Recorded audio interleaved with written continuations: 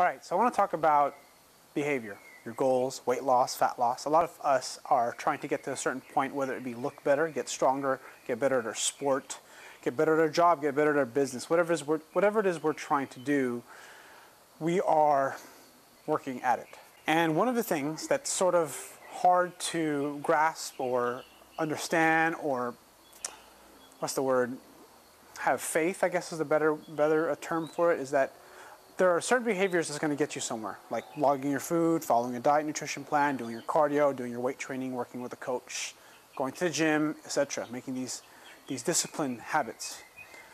When you're building your business as a coach or personal trainer, getting in front of people, making sales presentations, networking, asking for referrals, improving your service, improving your education, learning certifications, all this stuff, right?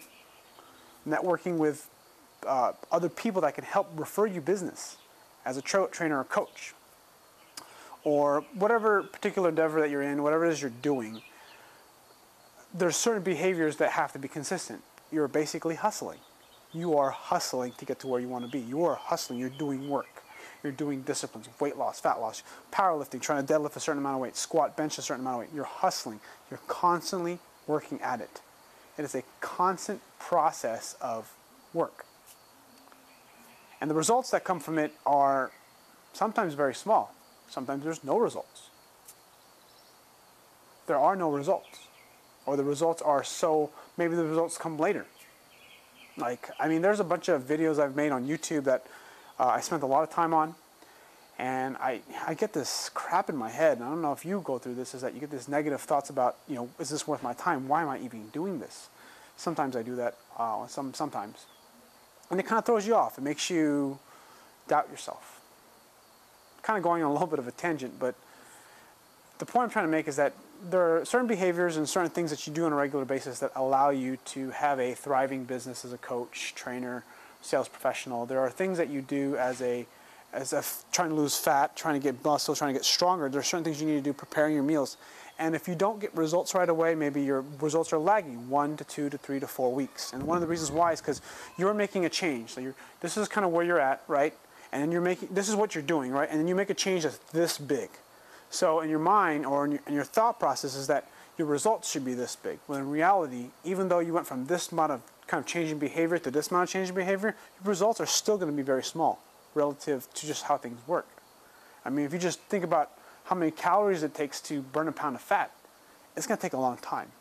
And there are other things that have to be taken into consideration, like the scale doesn't move, but you're following your nutrition plan, you're following your diet, you're doing everything you're supposed to do, and you get it right. But the scale doesn't move. Maybe your inches change, but the scale doesn't move. Maybe your inches don't change, or maybe the clothes feel the same. Understand a lot of our results is in our head. Like, we need to hit a certain number. We need to hit a certain goal. Like in my mind, I need to be able to lift this amount of certain weight. Or, like what's benching, like 225 needs to feel this way. If 225 doesn't feel this way, then I'm not going to be able to do 275. We put these thoughts in our mind that make us doubt ourselves and make us stop what we're doing. But the truth of what we do, or the truth of everything that we do as far as getting results, come from the behavior, and it's about consistent behavior. One thing I learned at the gym, one of the managers there is really great talker, great presenter, great manager. He was talking about the numbers and how we need to drive sales. And this is a viewpoint I've heard before, but for whatever reason, I connected with him. And what he said was, when there's good sales, good re-signs, people buying more training, people buying more gym memberships, happy members, it reflects in the revenue and the sales. But that's a reflection of the service being provided to the customer, done over a period of time. So not like instantly. And then when we are panicking to make sales, like if you're in sales, whether it be gyms or personal training, or it could just be any type of sales, they're telling you to sell. It's the biggest day of the month. We need to close sales, And he said, if you focus on the number, you're not going to do well, because the number is not going to move. Sure, maybe you can I've been training for 14 years, so I've went to 24 Hour Fitness. I worked at a lot of different places. I mean, I worked in different gyms for 24 Hour Fitness, and it's the same song and dance. You try to fast forward a re-sign, meaning that they have like maybe 8 or 10 sessions left, and you just get them to re-sign early just so you can look good. This is just a reality of kind of how the gym business sort of works. You want to, if you want to get promoted, if you want to look good, if you want to help out your manager, if you just want to, do these things, what happens is this is what happens. But that's an unhealthy way to run a business, because the truth is, in order to make consistent sales and make consistent re-signs and stuff, you have to make consistently good service. Good service, get in front of a lot of people with good service, then it's going to translate into an engine that produces more money, produces hitting goals. And for fat loss, weight loss, changing your body, whatever it may be, is that there are certain behaviors tied to it. And one thing for sure about weight loss and fat loss is that it happens by tracking your food and counting your calories. Now, some people don't like counting calories. Well, you got to prepare your meals. You got to freaking essentially trick yourself into counting calories, whether you prepare your meals ahead of time or you count them and you budget them. They're basically the same thing. If you're going to do IIFYM, if it fits your macros, or if you do carb backloading, or it still got to fit within the calories. Sure, there are things in there that make it so that, like post-workout meals and, having pre-nutrition, having certain kinds of foods before nutrition, your amino acids, and there are little things that you're trying to get the best edge out of your nutrition plan to get the next results. But if you don't have your food dialed in and you're trying to focus on a protein shake and a pill, it doesn't even matter. If you can have the most amazing workout program, but you fucking don't have good form, it doesn't matter. If you don't know how to squat, bench, and deadlift with really good form, how is your program going to even make any sense? 1 repetition max, I always thought about this, like a 1 rep max, for example, what does that even really mean? Because 1 rep maxes change up and down depending on the week. If you're a beginner, it's pretty simple. Your 1 rep max actually sort of stays in the same place. But if you've been training for a while and you kind of have, you're kind of close and you're kind of grinding up to, a number, whatever it may be, and you're running into issues with your joints and just problems with yourself, that these numbers go up and down. And my point is that to make progress in the goals and get stronger and get better, it's going to take certain behaviors. And that means staying on track and tracking your shit. Tracking your stuff, tracking everything you do, so that way you know if what you're doing is the way you're supposed to. Now, if you don't like to do that, then maybe the goal you want might be a little too out of reach. Maybe the goal you want is going to take a little longer. And maybe that goal you want is a little bit out of reach. It's there, but it's going to require more than you realize. And once you're able to realize what it requires of you, then you can set the things in place. AJ Roberts, a world-class powerlifter, I heard him on Barbell Shrugged, talked about this. He went from like 308 weight class, I think he squatted 1,200 pounds, crazy, right? And I forgot what his total was, but he had the world record twice for a total in a 308-pound weight class. And he talked about how he went to compete in CrossFit. He got down to 247, he could do a muscle up, he can do a lot of stuff, overhead squats, snatches, clean and jerks, and he really wanted to take the time to really become a CrossFitter. It was his thought process. And then he started to fall apart. And he was talking about how much work he was doing. He knew what was necessary because he got to that level of squatting 1,200 pounds. Even if you're wearing gear, just think about that for a second.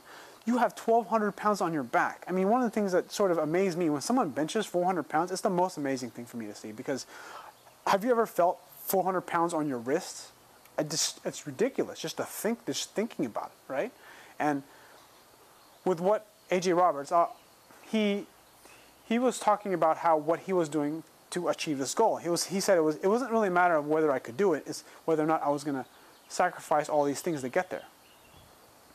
So understand that he was talking about doing mobility 2 to 3 hours a day. And when I heard that, I connected with him.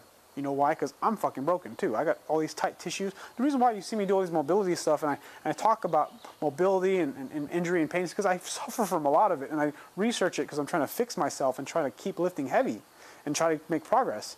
And I connected with him 2 to 3 hours a day. I used to do that. I used to try to mobilize 2 to 3 hours a day. It wasn't working for me, or it wasn't working well enough, I should say. But then I realized, it was working for me. So I went back to it. So it's like anything else. Understand that everything that you're trying to do, anything you're trying to accomplish is going to take some time. And it's going to take a lot of fucking hard work. So if you want to get there faster, you got to work harder. And that result, that big goal of yours, is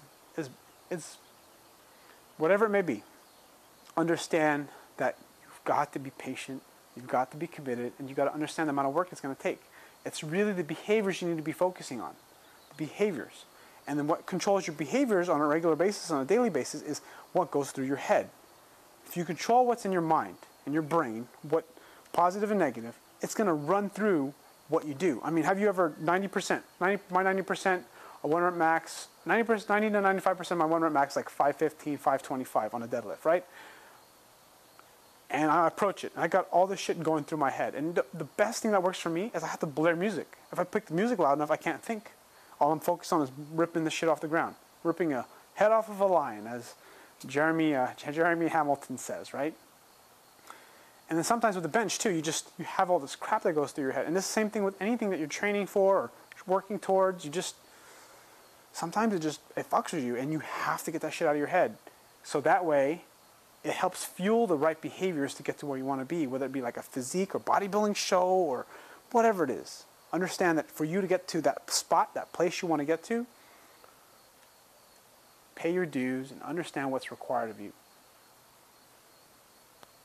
And be realistic with what's necessary. Almost anything's within your grasp. Realistically, almost anything. The thing I mean realistic is, realize that 1 to 2 days of cardio if you say you've never had a six-pack, 1 to 2 days of cardio is probably not going to get you a six-pack. And logging your food and tracking your food will probably move, and doing 2 days of cardio will probably put you in that direction. However, it's going to take a long time. You're probably going to have to do more cardio, and you're going to probably have to do more preparation with meal planning. There's a lot of stuff you're going to have to do to get to where you want to be. And understand it's going to take more of you. Your behavior is what's going to get you to your results. Be patient with the right behaviors. If you're not sure about your behaviors, get feedback from a community or people that can help guide you. Thanks for watching.